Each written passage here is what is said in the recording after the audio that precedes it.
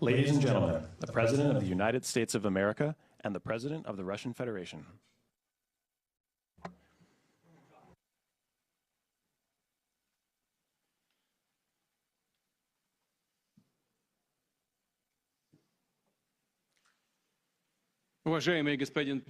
Mr. President, ladies and gentlemen, our negotiations have been held in a constructive atmosphere of mutual respect.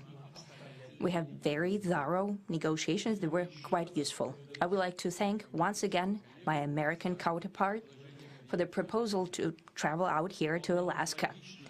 It only makes sense that we've met here because our countries, though separated by the oceans, are close neighbors. So when we've met, when I came out of the plane and I've said, "Good afternoon, dear neighbor. Very good to see you. In good health and to see you alive."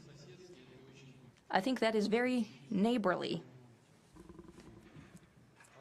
And I think that's some kind words that we can say to each other.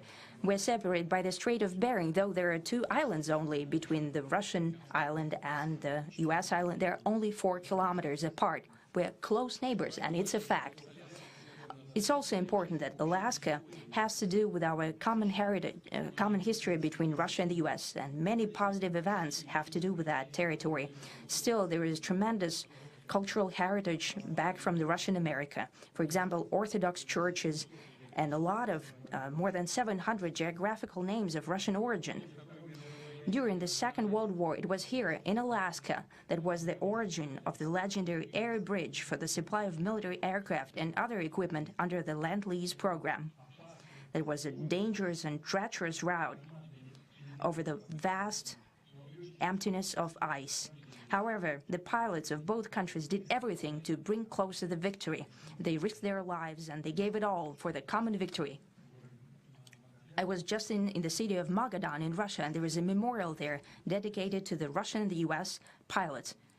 And there are 2 flags, the U.S. flag and the Russian flag. And I know that here as well, there is such a memorial.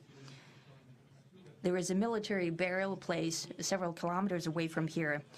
The Soviet pilots are buried there who died during that dangerous mission. We're thankful to the citizens and the government of the U.S. for carefully taking care of their memory. I think that's very worthy and noble. We'll always remember other historical examples when our countries defeated common enemies together in the spirit of battle camaraderie and allyship that supported each other and facilitated each other. I'm sure that this heritage will help us rebuild and foster mutually beneficial and equal ties at this new stage, even during the hardest conditions. It is known that there have been no summits between Russia and the U.S. for 4 years, and that's a long time. This time was very hard for bilateral relations, and let's be frank, they have fallen to the lowest point since the Cold War. I think that's not benefiting our countries and the world as a whole. It is apparent that sooner or later we had to amend the situation to move on from the confrontation to dialogue. And in this case, a personal meeting between the heads of state has been long overdue. Naturally, under the condition of serious and painstaking work, and this work has been done in general. Me and President Trump have very good direct contact. We've spoken multiple times. We spoke frankly on the phone. And Special Envoy of the President, Mr. Witkoff, traveled out to Russia several times. Our advisors and heads of foreign ministries kept in touch all the time. And you know fully well that one of the central issues was the situation around Ukraine. We see the strive of the administration and President Trump personally to help facilitate the resolution of the Ukrainian conflict. And his strive to get to the crux of the matter, to understand this history, is precious. As I've said, the situation in Ukraine has to do with fundamental threats to our security. Moreover, we've always considered the Ukrainian nation, and I've said it multiple times, a brotherly nation, however strange it may sound in these conditions. We have the same roots, and everything that's happening is a tragedy for us and terrible wound. Therefore, the country is sincerely interested in putting an end to it. At the same time, we're convinced that in order to make the settlement lasting and long-term, we need to eliminate all the primary roots, the primary causes of that conflict. And we've said it multiple times, to consider all legitimate concerns of Russia and to reinstate a just balance of security in Europe and in the world on the whole. And I agree with President Trump, as he has said today, that naturally the security of Ukraine should be ensured as well. Naturally, we are prepared to work on that. I would like to hope that the agreement that we've reached together will help us bring closer that goal and will pave the path towards peace in Ukraine. We expect that Kiev and European capitals will perceive that constructively and that they won't throw a wrench in the works. They will not make any attempts to use some backroom dealings to conduct provocations to torpedo the nascent progress. Incidentally, when the new administration came to power, bilateral trade started to grow. It's still very symbolic. Still, we have a growth of 20%. As I've said, we have a lot of dimensions for joint work. It is clear that the U.S. and Russian investment and business cooperation has tremendous potential. Russia and the U.S. can offer each other so much in trade, digital, high-tech, and in space exploration. We see that Arctic cooperation is also very possible, and our international context, for example, between the Far East of Russia and the West Coast of the U.S.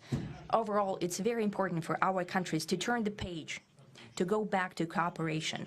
It is symbolic that not far away from here, at the border between Russia and the U.S., there is a so-called international date line. I think you can step over, literally, from yesterday into tomorrow. And I hope that we'll succeed in that, in political sphere. I would like to thank President Trump for our joint work, for the well-wishing and trustworthy tone of our conversation. It's important that both sides are result-oriented, and we see that the President of the U.S. has a very clear idea of what he would like to achieve. He sincerely cares about prosperity of his nation. Still, he understands that Russia has its own national interests. I expect that today's agreements will be the starting point, not only for the solution of the Ukrainian issue, but also will help us bring back business-like and pragmatic relations between Russia and the U.S. And in the end, I would like to add one more thing. I'd like to remind you that in 2022, during the last contact with the previous administration, I tried to convince my previous American colleague that the situation should not be brought to the point of no return when it would come to hostilities. And I said it quite directly back then, that it's a big mistake. Today, when President Trump saying that if he was the president back then, there will be no war. And I'm quite sure that it would indeed be so. I can confirm that. I think that overall, me and President Trump have built a very good business-like and trustworthy contact. And I have every reason to believe that moving down this path, we can come, and the sooner the better, to the end of the conflict in Ukraine. Thank you. Thank you.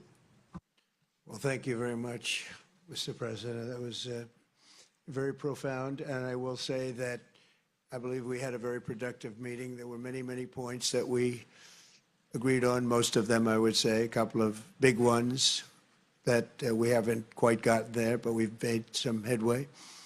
So there's no deal until there's a deal. I will call up NATO in a little while. I will call up the various people that I think are appropriate, and I'll, of course, call up President Zelenskyy and tell him about today's meeting. It's ultimately up to them. They're going to have to agree with what Marco and Steve and some of the great people from the Trump administration who've come here, Scott and John Radcliffe, thank you very much. But we have some of our really great leaders. They've been doing a phenomenal job.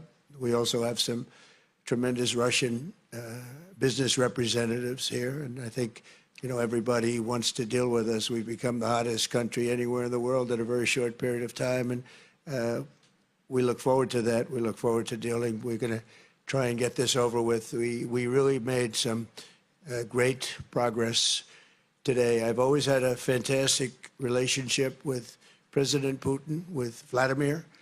We had many tough meetings, good meetings. We were interfered with by the Russia hoax that made it a little bit tougher to deal with, but he understood it.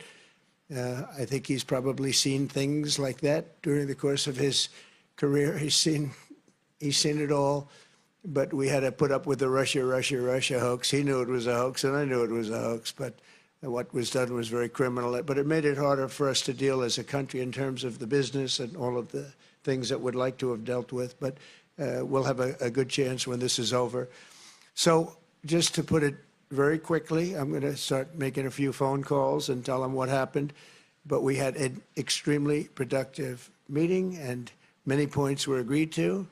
There are just a very few that are left. Some are not that significant. One is probably the most significant, but we have a very good chance of getting there. We didn't get there, but we have a very good chance of getting there. I would like to thank President Putin and his entire team, who I know in many cases, other than that, whose faces I get to see all the time in the newspapers. You're almost as famous as the boss, but especially this one right over here. But we had some good meetings over the years, right? Good, productive meetings over the years, and we hope to have that in the future. But let's do the most productive one right now. We're going to stop really 5, 6, 7,000, thousands of people a week from being killed, and President Putin wants to see that as much as I do. So, again, Mr. President, I'd like to thank you very much, and we'll speak to you very soon and probably see you again very soon. Thank you very much, Vladimir. Next time in Moscow. Oh, that's an interesting one. I don't know. I'll get a little heat on that one, but I could see it possibly happening. Thank you very much, Vladimir. And thank you all. Thank you. Thank you. Thank you so much.